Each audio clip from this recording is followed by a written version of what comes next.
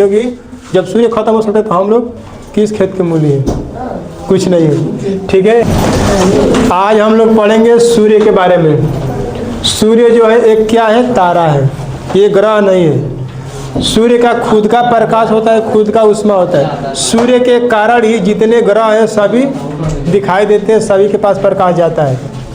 सूर्य जो है पृथ्वी से कितने किलोमीटर दूर है? 15 करोड़ किलोमीटर दूर है। ठीक है, सूर्य की जो दूरी है पृथ्वी से 15 करोड़ किलोमीटर है। इतना करोड़ किलोमीटर दूर होने के बाद भी हमें इतना तेज धूप लगता है। सूर्य का जो तापमान है वो कितना है बताओ? 6000 डिग्री सेल्सियस है। ये सूर्य का तापमान है। सूर्य का व्यास कितना है? 13,84,000 किलोमीटर सूर्य का व्यास है। यानी पृथ्वी के व्यास से कितना है? 110 गुना, यानी 110 गो पृथ्वी किस में आ जाएगी? सूर्य के अंदर। सूर्य कितना भारी है? कितना गुना भारी है?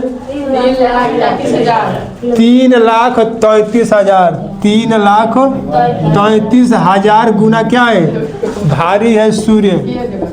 ठीक है, उसके बाद सूर्य का प्रकाश पृथ्वी पर आने में कितना मिनट लगता है?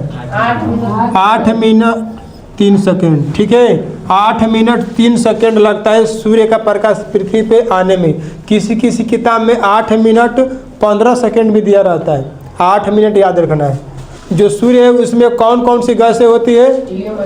हाँ, एक होता है हीलियम He, एक होता है हाइड्रोजन H। हीलियम और हाइड्रोजन ये दो गैसें होती है। ठीक है, किसके अंदर?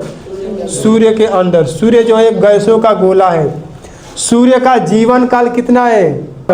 4.5 अरब साल यानी वर्ष। 4.5 अरब साल तक सूर्य क्या रहेगा? जिंदा रहेगा, यानी वो भी समाप्त हो जाएगा।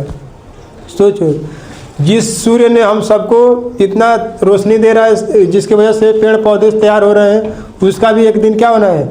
खत्म हो जाना है। तो हम लोगों को पैसा और खूबसूरती पे घमंड नहीं करना चाहिए, क्योंकि जब सूर्य खत्म हो सकता है तो हम लोग किस खेत के मूली हैं?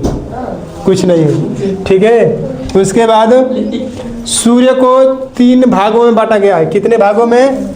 3 भागों में। कौन कौन? पहला है प्रकाश मंडल। पहला प्रकाश मंडल, दूसरा वर्णमंडल, तीसरा प्रभा मंडल, जिसको कोरोना भी कहते हैं।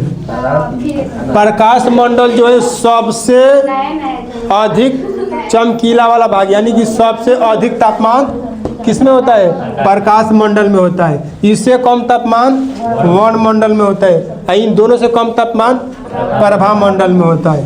ठीक है, अब हम पढ़ेंगे सभी ग्रहों के बारे में बारी बारी से।